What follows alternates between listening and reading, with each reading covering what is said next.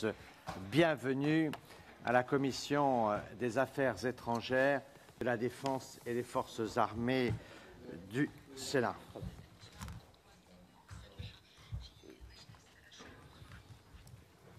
Nous vous souhaitons, Monsieur le Président, une chaleureuse et sincère bienvenue dans notre Commission des Affaires étrangères et des Forces armées de la Défense du Sénat. Nous sommes très honorés de vous recevoir après votre rencontre hier avec le Président de la République française, après votre rencontre ce matin avec le Président du Sénat, Gérard Larcher, et avant une rencontre avec le ministre des Affaires étrangères, M. Ayrault.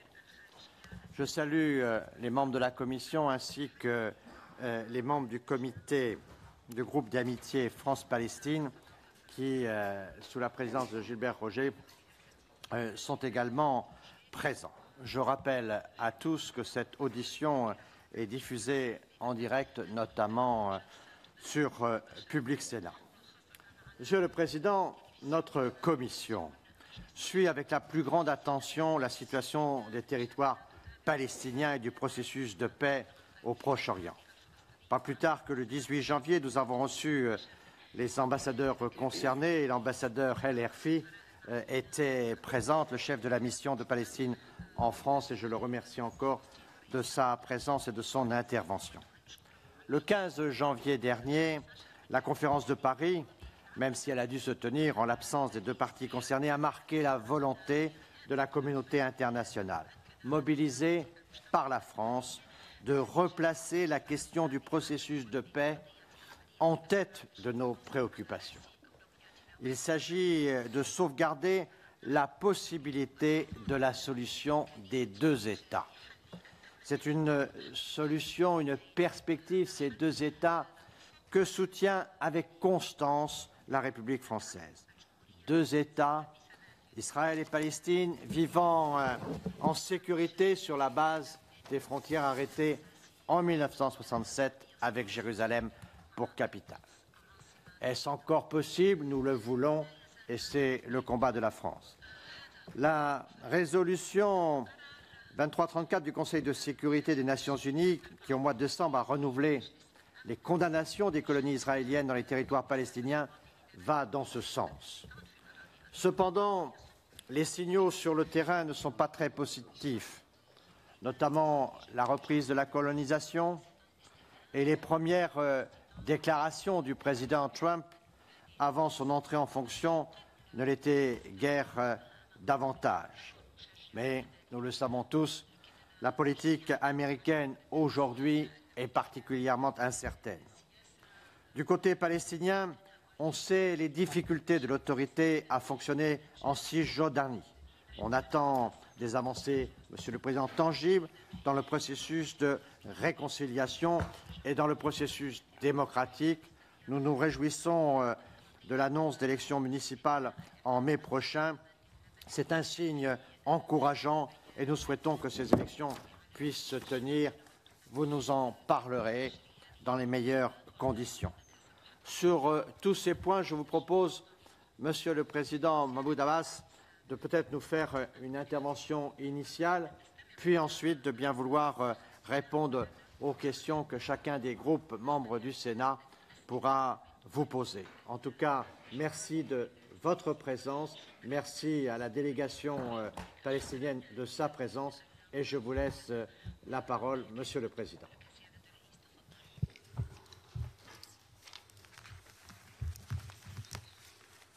بسم الله الرحمن الرحيم. شكرا سيادة الرئيس. السيد الرئيس رئيس لجنة العلاقات الخارجية في مجلس الشيوخ، السيد جون كلود ريفران، السيدات والسادة أعضاء اللجنة، تهدف زيارتي هذه لفرنسا لتقديم الشكر والتقدير للرئيس والحكومة والشعب الفرنسي على جهودهم ومثابرتهم لإنجاح المؤتمر الدولي للسلام الذي حضرته 70 دولة et qui ont garanti la réussite de la conférence de paix qui s'est tenue à Paris et auquel ont assisté 70 États et 5 organisations internationales. Et cela n'est pas nouveau car la France, quels que soient ses présidents, ses gouvernements, ses parlements, Assemblée nationale et Sénat, a toujours soutenu les efforts en vue d'une paix juste et globale dans notre région sur la base de la solution des deux États. La France a toujours pris de nombreuses initiatives, a déployé des efforts constants et considérables, a accordé une aide économique pour permettre au peuple palestinien de construire ses institutions et de développer son économie. Le vote de l'Assemblée nationale et du Sénat français en 2014 recommandant au gouvernement français de reconnaître l'État de Palestine est une preuve de ces principes et de ces valeurs élevées que porte le peuple français. Ce peuple qui a une civilisation prestigieuse, une culture remarquable et dont nous nous inspirons en Palestine. Nous nous inspirons de vos expériences, des expériences du peuple français dans la liberté et la construction de notre État indépendant et la préservation de notre dignité nationale.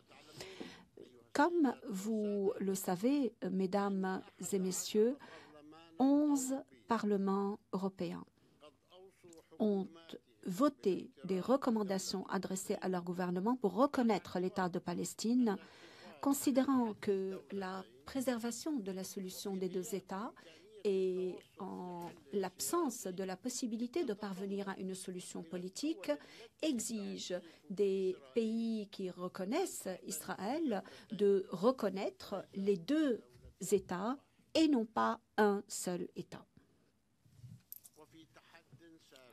Et dans un défi flagrant à la volonté de la communauté internationale, et en particulier à la résolution du Conseil de sécurité votée à la fin de l'année dernière, la résolution 2334, le gouvernement israélien a fait adopter hier à la Knesset une loi qui autorise le vol des terres palestiniennes privées au profit des colons et qui donne un caractère légal avec effet rétroactif à l'occupation de toutes les terres palestiniennes occupées de 1967, y compris Jérusalem-Est. Cette loi est contraire au droit international. Nous continuerons à travailler avec les tribunaux internationaux pour protéger notre existence et notre vie sur la terre de Palestine. Dernièrement, le gouvernement israélien a annoncé des décisions pour l'expropriation de davantage de terres palestiniennes et de construire des milliers de logements sur nos terres, sur notre territoire occupé. Et c'est une chose extrêmement grave et dangereuse qui affaiblit, qui mine la possibilité des deux États et qui consacre la réalité d'un État, deux systèmes, c'est-à-dire un État de l'apartheid. Est-ce cela que la communauté internationale veut? Si le gouvernement israélien continue, et il continue de construire des colonies dans nos terres, le territoire, les terres palestiniennes occupées en 1967 et ces terres sur lesquelles nous voulons édifier notre État et qui constituent uniquement 21% de la Palestine historique. C'est ce que nous demandons, les 21%. Aujourd'hui, c'est ce que nous demandons, c'est ce que nous revendiquons pour l'avenir, mais c'est tout ce que nous demandons, à savoir que les terres occupées en 1967 et qui constituent 21% de la Palestine historique la Cisjordanie, Jérusalem-Est et Gaza, c'est ce territoire-là que nous voulons pour édifier l'État palestinien. Maintenant, cette terre a été remplie de colonies et de colons partout. Maintenant, sur cette terre, il y a 600 000 colons qui vivent. 600 000 colons vivent sur cette terre. Comment pourrons-nous édifier l'État de Palestine? Où pourrons-nous édifier l'État de Palestine? L'État d'Israël ne veut donc pas de la solution des deux États. Alors, est-ce qu'Israël veut un seul État? Et cet État, tel que les règlements sont appliqués aujourd'hui, sera un État avec deux systèmes, c'est-à-dire un État de l'apartheid. Cela nous ramène en nos mémoires ce qui s'est passé en Afrique du Sud. Est-ce que le monde accepte que nous revenions à l'ancien système d'Afrique du Sud? Est-ce que le monde, au XXIe siècle, acceptera qu'il y ait un système d'apartheid? Est-ce que le monde acceptera qu'il y ait au XXIe siècle un peuple encore occupé depuis plus de 50 ans? Pourquoi? La question adressée à Israël: pourquoi est-ce que vous occupez ces terres alors qu'il y a des résolutions internationales? Et la dernière en date, la résolution adoptée par l'Assemblée générale en 2012 et qui considère que le territoire occupé en 1967, tous les territoires, la Cisjordanie, Jérusalem-Est et Gaza, c'est le territoire de l'État de Palestine. Le monde entier a reconnu cela. 138 États ont reconnu cela. La résolution 2334 du Conseil de sécurité, adoptée à la fin de l'année dernière, a également confirmé que c'était des territoires occupés. Pourquoi une telle occupation au XXIe siècle? Il n'y a plus un peuple au monde sous occupation à part le peuple palestinien. Pourquoi vous, peuple israélien, acceptez que votre gouvernement continue de réprimer un autre peuple de cette manière? Et nous disons que nous voulons la solution des deux États. Le monde entier dit nous voulons la solution des deux États. L'État d'Israël, que nous reconnaissons, que nous avons reconnu, et l'État de Palestine.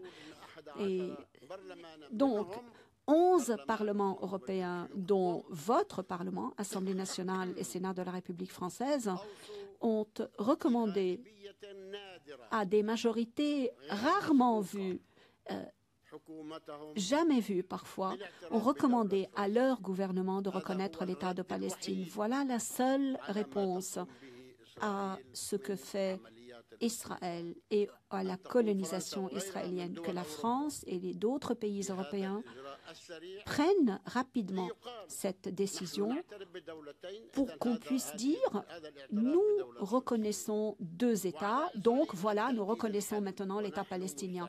Israël doit venir vers la solution. Nous sommes tout à fait prêts à nous asseoir avec Israël autour de la table de négociation à n'importe quel moment.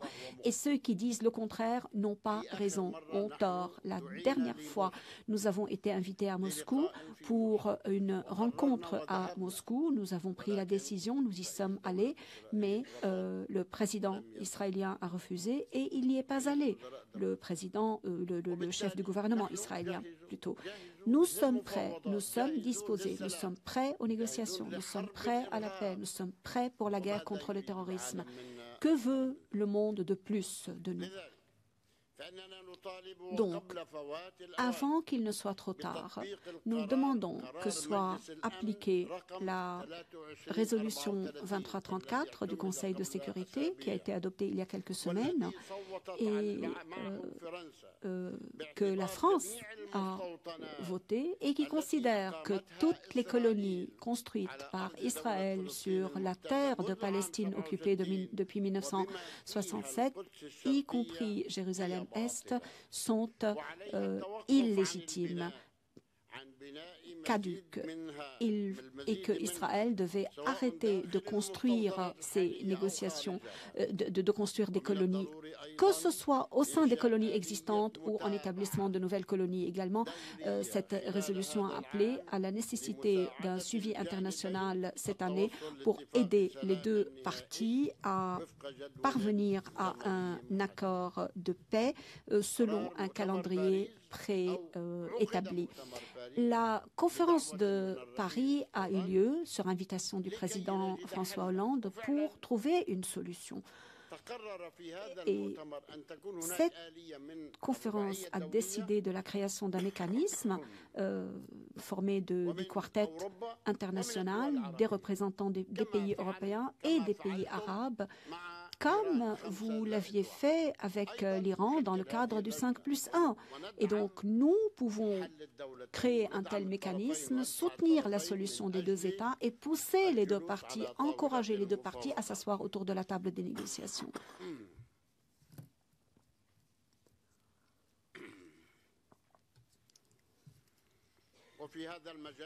Et à cet égard, nous avons exprimé notre souhait et notre disposition à travailler avec le président américain Donald Trump pour établir la paix sur la base de la légalité internationale et de façon à garantir la solution des deux États.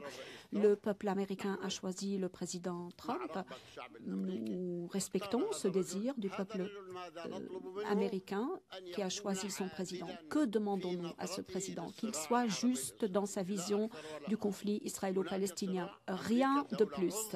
Les États-Unis sont une grande puissance et leur parole a son poids. Il faut donc considérer d'une manière juste la solution des deux États.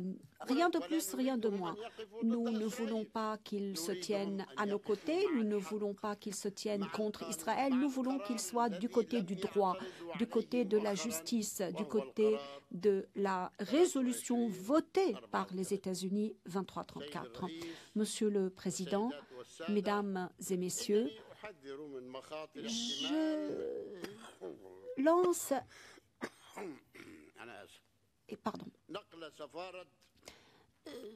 J'avertis du danger qu'il y a à transférer n'importe quelle ambassade de Tel Aviv à Jérusalem parce que cela constituerait une violation du droit international. Israël a annexé Jérusalem-Est après 1967 et a dit c'est là notre capitale.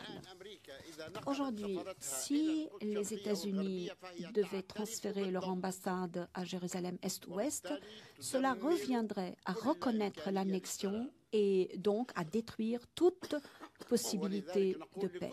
Et c'est pour cela que nous disons à tous les pays du monde, y compris les États-Unis, ne touchez pas à cela.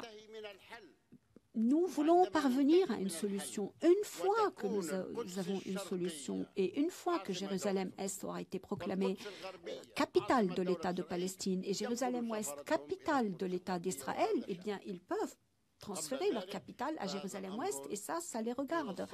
Mais à part cela, il est difficile, il est même impossible que nous puissions accepter ce transfert d'ambassade aujourd'hui.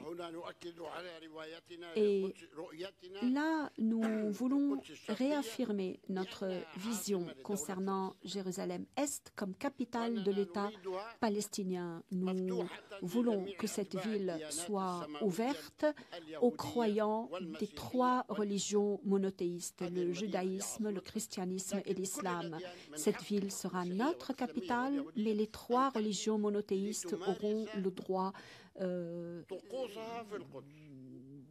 de venir exercer, où tous les croyants auront le droit de venir pratiquer leur religion. Et nous le garantissons, tout comme nous l'avons garanti par le passé.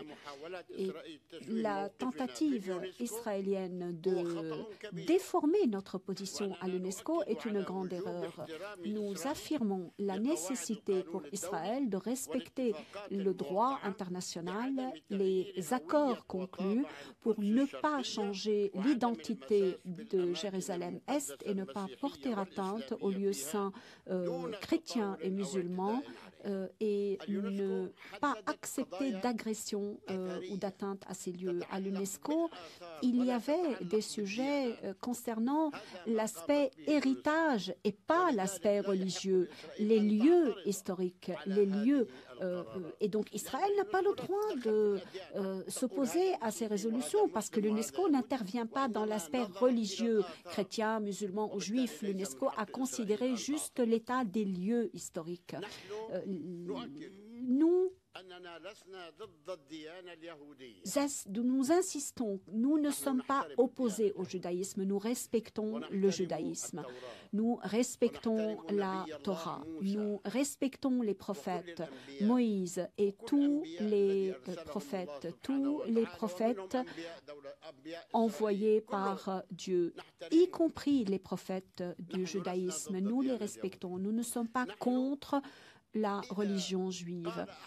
Si l'un d'entre nous dit qu'il est contre le judaïsme, eh bien, c'est considéré comme un blasphème. Cela n'est pas acceptable. Nous ne sommes pas contre le judaïsme. Nous considérons que ce qui est arrivé au peuple juif, l'Holocauste, c'est la catastrophe humanitaire la plus horrible et la plus détestable, surtout que nous avons des Palestiniens juifs, les Juifs de Samarie. En Palestine, il y a des Juifs de Samarie qui vivent entre nous. Personne ne peut les distinguer du reste du peuple palestinien. Ils vivent comme vit le peuple palestinien. Ils jouissent de leurs droits complets.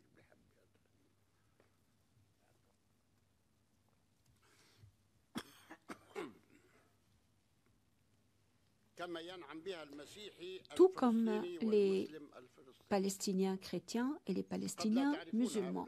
Vous ne les connaissez peut-être pas, mais c'est une minorité de Juifs sumériens qui vivent, de Samarie, qui vivent chez nous, qui ont les mêmes droits et les mêmes devoirs et qu'on ne peut pas distinguer des autres Palestiniens. Ils sont membres du Parlement, ils sont membres du gouvernement. Et donc, encore une fois, nous ne sommes pas contre le judaïsme. Nous sommes contre ceux qui nous occupent, ceux qui exproprient nos terres. Hier, le gouvernement britannique a invité le Premier ministre israélien à assister aux célébrations du 100e anniversaire de la déclaration de Balfour en 1917. Et c'est une chose que nous condamnons et que nous considérons comme étant très étrange. Nous demandons au gouvernement britannique de présenter des excuses au peuple palestinien pour toutes les destructions qui en ont résulté. Nous demandons également au gouvernement britannique de reconnaître l'État palestinien en vertu de la recommandation de la Chambre des communes en 2014. En 1917, le gouvernement britannique n'avait rien à voir avec le Moyen-Orient et avec la Palestine. Et les Anglais ont déclaré « Nous offrons la Palestine comme État national du peuple juif ». Et aujourd'hui, ils veulent célébrer cette déclaration. Et donc, nous disons que cette décision avait donné quelque chose qu'on ne possède pas à quelqu'un qui ne le méritait pas. Mais l'État d'Israël existe. Nous ne refusons pas cela. L'État d'Israël existe, mais le gouvernement britannique, qui a été injuste à notre égard et qui nous a totalement nié, qui a nié notre existence dans la déclaration de Balfour, nous demandons à ce gouvernement de présenter des excuses. Rien de plus, rien de moins.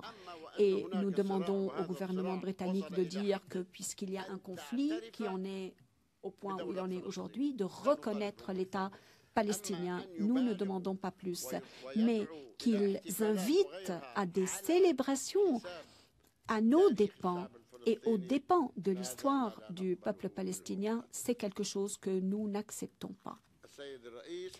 Monsieur le Président, Mesdames et Messieurs,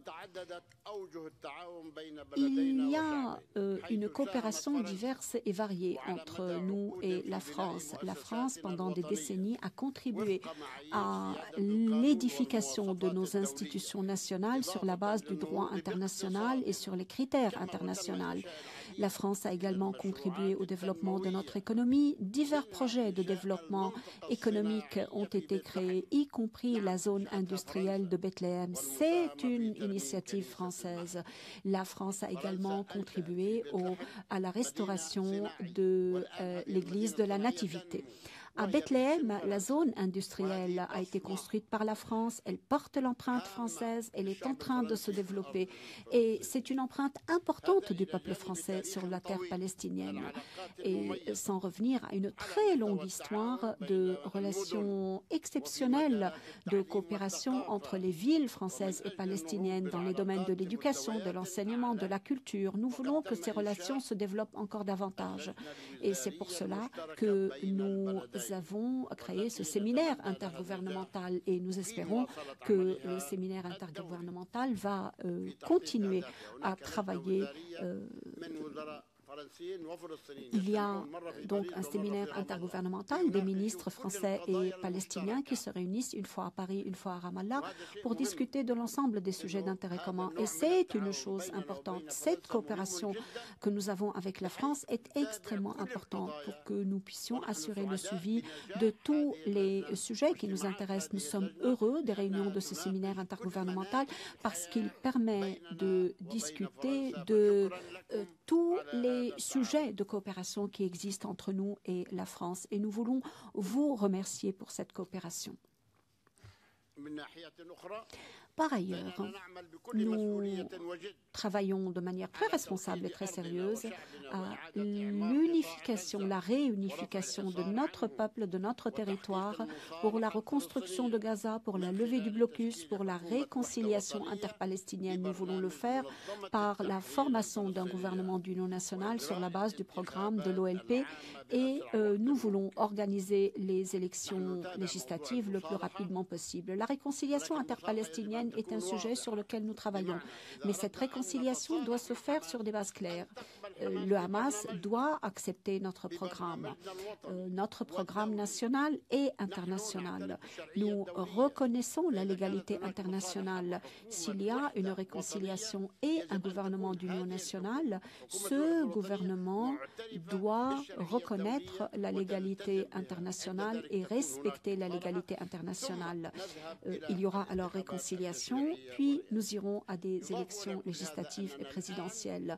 Et de plus, nous venons de fixer la date des élections municipales. Nous devions les tenir il y a plus d'1 an. Nous n'avons pas pu le faire. Elles sont fixées au prochain mois de mai. C'est également la date de vos élections. Voilà, en fait, on va aux élections, vous et nous en même temps, quasiment. Donc, nous espérons que ces municipales pourront avoir lieu au mois de mai et qu'elles seront réussies. Monsieur le Président, Mesdames et Messieurs, la lutte contre le terrorisme sous toutes ses formes est un devoir qui s'impose à nous tous. En Palestine, nous luttons contre le terrorisme dans le cadre d'accords conclus avec de très nombreux pays dans le monde. Nous avons des accords avec de nombreux pays, y compris la France, sous un seul intitulé « La lutte contre le terrorisme et l'extrémisme ». De même, nous sommes en faveur de la solution de toutes les crises de la région uniquement par le dialogue pacifique. Nous sommes contre la guerre, nous sommes contre les guerres, nous sommes contre les solutions armées de tout conflit, parce que la guerre donne naissance à la guerre et la guerre conduit à la destruction et cela est un cycle qui ne se termine jamais. Nous sommes en faveur de n'importe quelle solution politique aux conflits politiques partout dans le monde. Nous tenons à préserver la souveraineté et l'intégrité territoriale de tous les États. Trouver une solution pacifique à la cause palestinienne et rapidement ne peut qu'aider à limiter la menace terroriste parce que de nombreux groupes terroristes prennent prétexte de la cause palestinienne. En Palestine, nous continuerons notre lutte avec la France contre le terrorisme. Nous sommes tout à fait disposés à continuer à travailler avec les parties concernées pour cela. Les terroristes ont un prétexte, toujours Palestine, Jérusalem, Palestine, Jérusalem. Bon, c'est vrai, mais pour eux, c'est un prétexte pour mener des actes terroristes. Ils parlent de Jérusalem. Nous voulons leur ôter cette excuse, leur ôter ce prétexte. Nous voulons résoudre le problème au Moyen-Orient et cela permettra de détruire le terrorisme. Pour conclure, je voudrais vous remercier pour votre écoute. Nous souhaitons le plein succès à votre Assemblée dans ces missions. Nous espérons que vous continuerez à travailler pour aider votre gouvernement dans ses efforts en faveur de la paix dans notre région et dans le monde et à travailler avec le gouvernement français pour reconnaître l'État de Palestine. Vous avez adopté, vous avez voté une recommandation et vous devez suivre votre recommandation. Votre recommandation est venue pour préserver la solution des deux États avant qu'il ne soit trop tard, pour que la Palestine et Israël puissent vivre côte à côte dans des frontières sûres et reconnues. Et à cette occasion, nous espérons que les prochaines élections en France au mois de mai permettront au peuple français ami de réaliser ses aspirations. Nous souhaitont toujours le progrès et le succès au peuple français. Une dernière remarque, lorsque nous demandons Jérusalem-Est pour capitale, nous précisons toujours Jérusalem-Est, capitale de l'État palestinien, et Jérusalem-Ouest, capitale de l'État d'Israël. Pour qu'il n'y ait aucun malentendu, et Jérusalem-Est est notre capitale, Jérusalem-Ouest est la capitale de l'État d'Israël et Jérusalem-Est restera une ville ouverte à toutes les religions et je tiens à éclaircir cela. Vive l'amitié franco-palestinienne. Je vous remercie.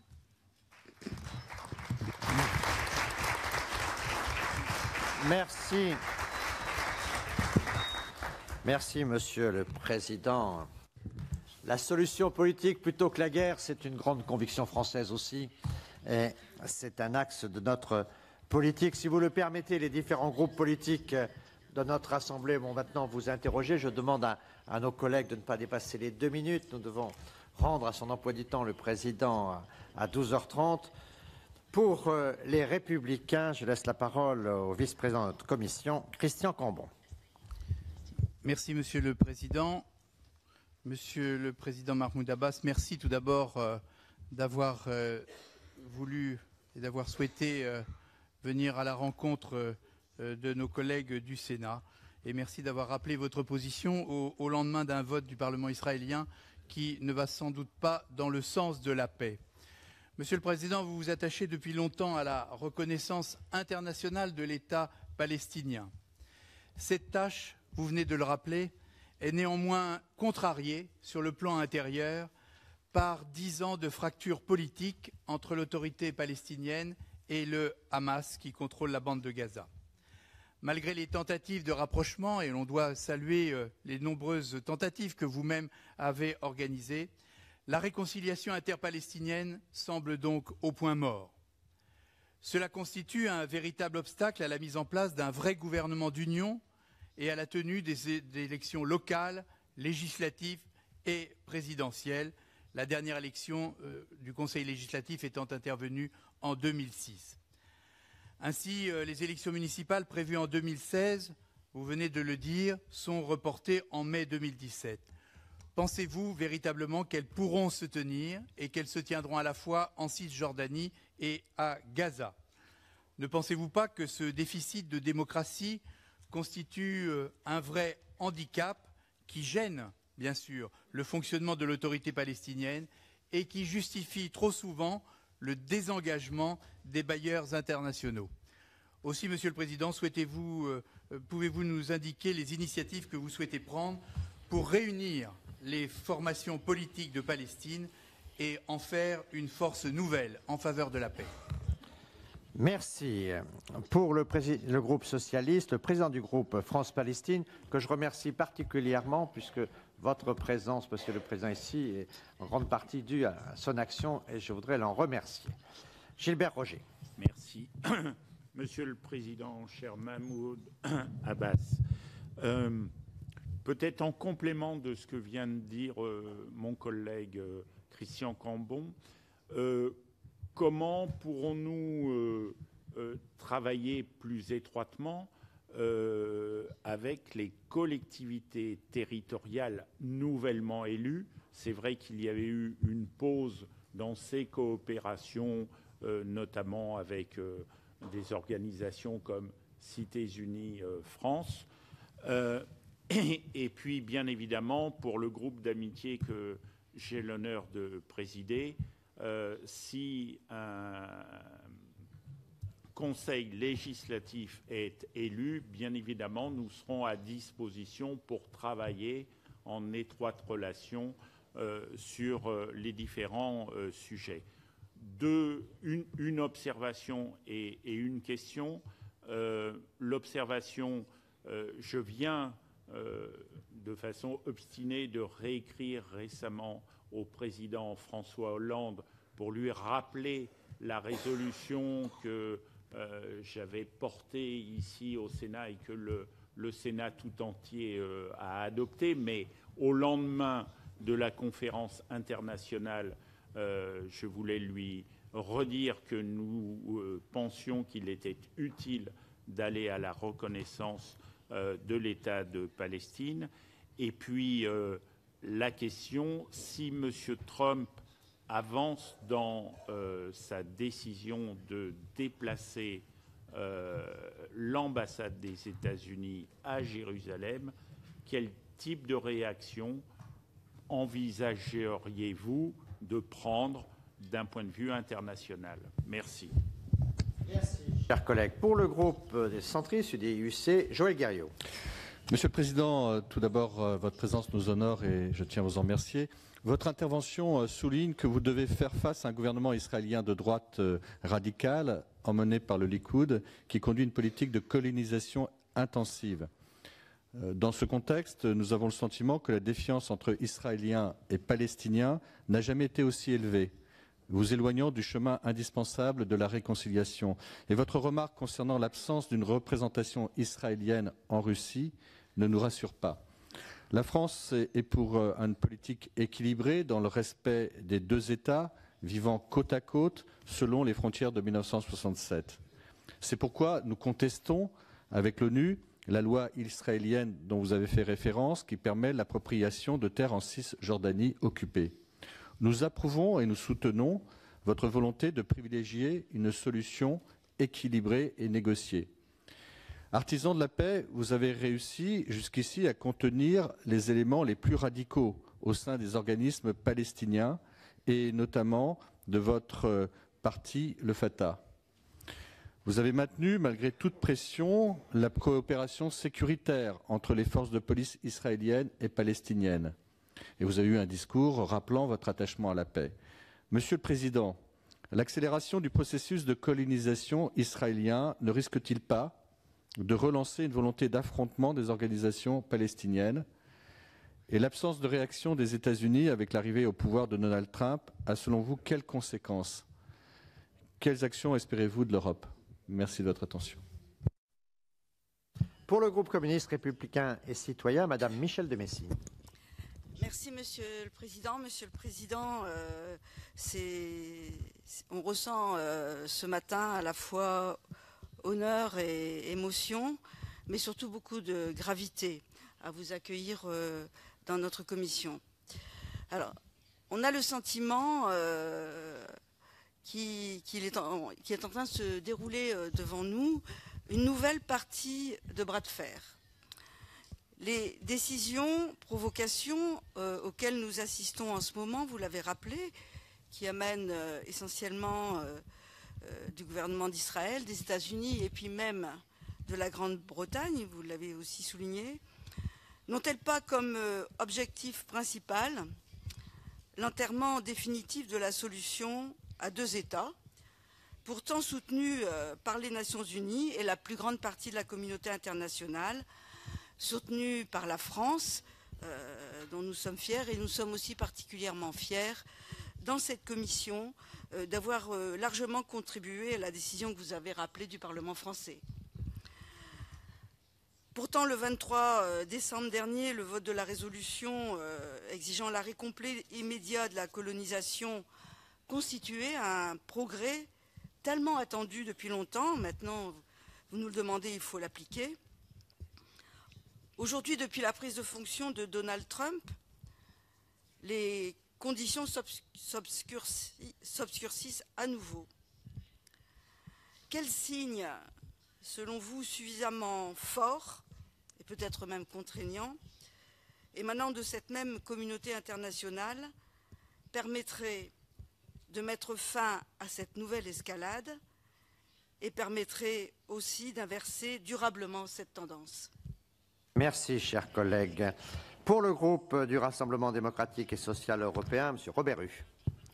Oui, merci, Monsieur le Président. Monsieur le Président, la communauté internationale reconnaît en vous un inlassable combattant de la paix et, le mot a été prononcé, un homme de la réconciliation à la fois au sein de votre peuple et de la réconciliation au niveau international. Alors, nous sommes heureux de vous dire, dans notre solidarité, dans un moment très fort, en temps réel, c'est-à-dire au moment où il y a l'adoption par la Knesset de la régularisation qui est source de tensions à propos des territoires occupés. Et certains disent que c'est une provocation. Non, c'est trop faible, c'est une véritable agression vis-à-vis du peuple palestinien. Donc, en fonction de cette situation et de cette tension, j'ai deux questions très brèves. Quelle assistance concrète attendez-vous des Nations Unies en matière de protection, je dis bien de protection, dans la période précise dans laquelle nous sommes? Deuxième question, c'est que, au fil de l'histoire, dans des périodes de fortes tensions des rapports entre Israël et les autorités palestiniennes, on a assisté parfois à des choses qui se passaient à contrario dans les peuples respectifs où, au sein des opinions, apparaissaient, grandissaient des possibilités de souhait de paix, d'attache à la paix. Qu'en est-il aujourd'hui précisément et en Israël à vos yeux et également en Palestine? Merci. Dernier intervenant pour le groupe écologiste, Madame Leïla Haïchi. Merci Monsieur le Président, merci Monsieur le Président Mahmoud Abbas. Merci effectivement de rappeler l'importance d'une solution pacifique dans les tensions que nous connaissons actuellement qui sont présentes partout dans le monde. Ma première question en lien avec cette remarque, eu égard justement aux tensions et aux guerres qui existent en Syrie, en Irak, en Libye, au Mali, ne craignez-vous pas de ne plus être une priorité en Europe qui elle-même connaît quelques replis si on regarde les différentes trajectoires politiques du continent européen? Ma deuxième question, quelles sont vos relations concrètement avec le Hamas? Qu'attendez-vous également concrètement de la France, de l'Union européenne pour avancer sur les questions sur la paix entre la Palestine et Israël? Je vous remercie. Et je prolonge la question de notre collègue, Monsieur le Président. Que peut faire la France vis-à-vis de la Turquie, vis-à-vis de la Russie, vis-à-vis de l'Iran, vis-à-vis d'un certain nombre de ces nations qui interviennent directement dans ce qu'est ce conflit majeur qui devient ainsi une sorte de conflit central avec des ramifications mondiales? Merci à tous. Vous avez la parole, Monsieur le Président.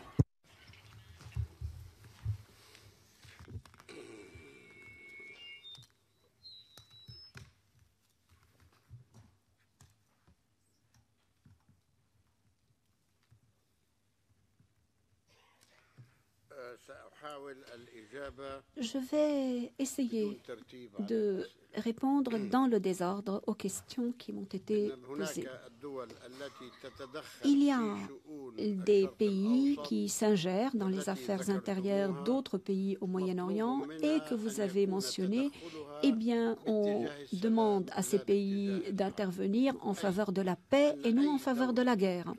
C'est-à-dire que tout État qui souhaite intervenir dans un conflit, quel qu'il soit au Moyen-Orient, en Syrie, en Irak ou ailleurs, doit intervenir pour la paix, la voie de la paix, édifier la paix et non pas pour la guerre, parce que la guerre ne conduit nulle part.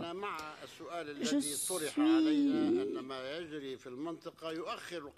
tout à fait d'accord avec la question et l'observation faite, à savoir que la situation dans la région fait rétrograder la cause palestinienne. Et c'est ce que j'ai voulu dire lorsque j'ai parlé des terroristes qui enflamment la région et le monde par leur terrorisme, prennent pour prétexte la cause palestinienne. Et c'est pour cela que je dis au monde, trouvez rapidement une solution au problème palestinien, parce que cela permettra d'accélérer la solution à tous les foyers de conflit dans la région et le monde. Concernant notre relation avec le Hamas, nous avons un dialogue en cours. Ce dialogue existe. Nous ne voulons pas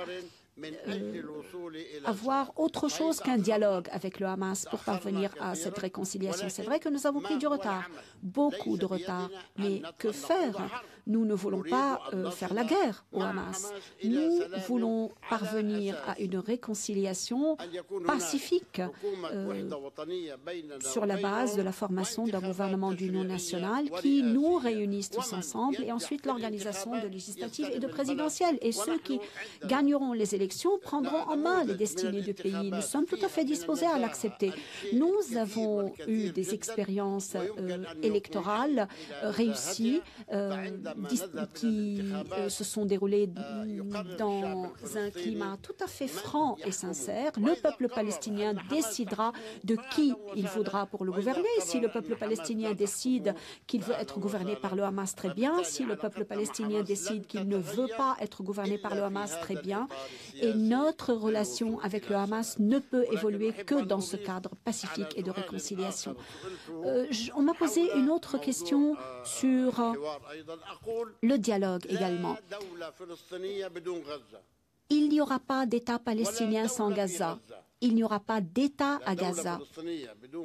Pas d'État palestinien sans Gaza et pas d'État palestinien à Gaza. Ces deux choses sont totalement exclues. Si nous voulons parvenir à la paix. Lorsque le monde reconnaît la légalité palestinienne et travaille avec l'égalité palestinienne jusqu'à ce que nous parvenions à une réconciliation avec le Hamas.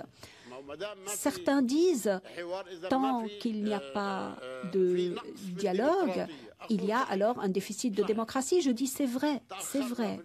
Nous avons beaucoup tardé à organiser les élections législatives, municipales, mais cela ne nous empêche pas d'avancer dans la voie démocratique. Si nous avons un déficit de démocratie, nous devons nous accrocher encore davantage à la démocratie. Nous ne devons pas nous écarter de la voie de la démocratie. La démocratie doit rester notre principe conducteur. Nous ne devons pas abandonner la démocratie parce qu'il y a un déficit de démocratie, par exemple, pour le retard des élections. Je suis tout à fait d'accord avec vous. On n'a pas eu d'élections législatives depuis 2006, mais quelle est ma faute? Je suis prêt à organiser des élections maintenant. Mais tant que je suis incapable de les organiser, je ne vais pas aller contre la démocratie. Je continue à travailler pour cela et je continue à rechercher la voie démocratique. Nous avons dit, concernant le président Trump, nous avons dit au président Trump, nous espérons que vous ne transférerez pas votre ambassade à Jérusalem. Dans la campagne électorale, nous avons beaucoup entendu parler du transfert de l'ambassade de Tel Aviv et de Jérusalem, et nous nous attendions à ce qu'il l'annonce dans son discours d'investiture. Il ne l'a pas fait. Et donc, moi, je ne peux pas juger quelqu'un sur ce qu'il a dit, je ne peux pas juger sur des rumeurs, je ne peux pas juger sur des idées ou des intentions supposées. J'attends que le président Trump dise quelle est sa décision. S'il décide de transférer l'ambassade américaine de Tel Aviv à Jérusalem, là, nous aurons une réaction. Mais avant l'annonce d'une telle décision, nous ne dirons rien et nous ne ferons rien. Et à cette occasion, toutes nos réactions seront pacifiques, diplomatiques, sur la scène internationale. Rien de plus, rien de moins. Nous allons avoir recours à la légalité internationale, nous allons avoir recours à la communauté internationale et aux États-Unis même, si une telle décision devait être prise. Et donc, je ne vais pas préjuger des décisions, je ne vais pas dire s'il fait ceci, je ferai cela. Je pense qu'il est mieux pour nous d'attendre. Lorsqu'il le fera, nous aurons une réaction, mais nous espérons qu'il ne le fera pas. Que voulons-nous de la France ? Nous sommes tout à fait rassurés quant à la politique française à notre égard. Nous sommes heureux de la politique française. Nous souhaitons qu'elle se poursuive à tous les niveaux. Au niveau politique, économique, financier, nous souhaitons également que la coopération entre les villes et les autorités locales puisse se poursuivre. Mais la France est l'un des pays dirigeants sur la scène internationale. Nous souhaitons que la France reconnaisse l'État de Palestine et mette en œuvre votre recommandation. Et ce serait un très grand service qui nous serait rendu. En plus de toute l'aide et tout le soutien que la France nous a apporté. Ce que nous voulons de M. Trump, c'est qu'il reconnaisse la vérité. Monsieur Trump est arrivé à la Maison-Blanche avec des équipes qui ne savaient peut-être pas beaucoup de choses sur la politique internationale. Nous ne voulons pas juger dès maintenant, nous attendons. Nous savons qu'il y a des décisions qui ne font plaisir à personne, comme les décisions concernant l'immigration, etc. Mais de notre côté, nous préférons attendre, nous préférons lui laisser le temps pour que ces idées mûrissent, et nous attendons ces idées. Si ce sont des idées qui nous conviennent, nous travaillerons avec. Sinon, eh bien, nous ne travaillerons pas avec. Et d'ailleurs, il y a maintenant, en cet instant, aux États-Unis, une délégation palestinienne de haut niveau qui effectue une visite donc aux États-Unis et qui a des entretiens et des discussions avec les responsables américains. Donc c'est une délégation sécuritaire de haut niveau parce que nous avons une coopération sécuritaire très étroite avec les États-Unis. Nous ne le nions pas, nous le disons très franchement, pour lutter contre le terrorisme.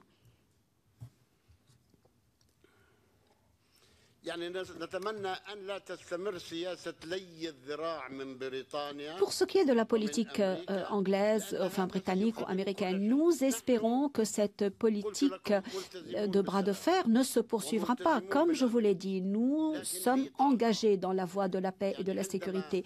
Mais j'ai un plafond. Lorsque ce plafond est dépassé, lorsque les choses dépassent mes capacités, dépassent mes moyens, je ne sais pas ce qu'on pourrait faire. Par exemple, si Israël continuait la colonisation et nous avons des décisions pour arrêter la coopération sécuritaire avec Israël, mais j'ai bloqué la mise en œuvre de ces décisions jusqu'à maintenant. Mais si la colonisation se poursuit, je n'aurai pas d'autre choix que de le faire. Je n'en serai pas responsable. C'est le gouvernement israélien qui est responsable parce qu'il poursuit et intensifie cette colonisation. Et le gouvernement britannique et le gouvernement américain qui n'a jamais arrêté son aide. Et je m'adresse à l'administration américaine. Si vous apercevez que nous avons fait une erreur, dites-le nous. Mais si vous vous apercevez aussi qu'Israël a fait une erreur, eh bien, dites-le à Israël.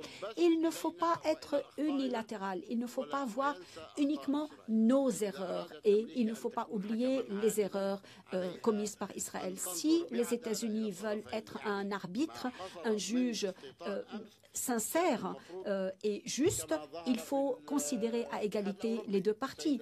Regardez la réaction européenne hier, Madame Mogherini, la déclaration extrêmement importante au nom de l'Union européenne après la dernière loi votée par la Knesset. Pourquoi est-ce que les États-Unis ne font pas pareil?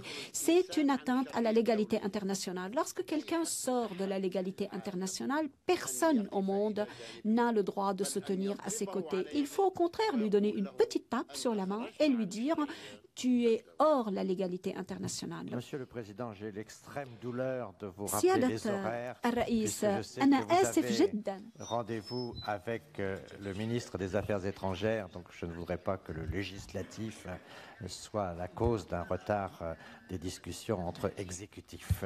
Mais nous sommes toujours heureux de vous entendre, mais je voulais simplement rappeler l'engagement que nous avions de vous libérer à 12h30 pour la suite de votre programme. Mais nous sommes très heureux toujours de vous entendre.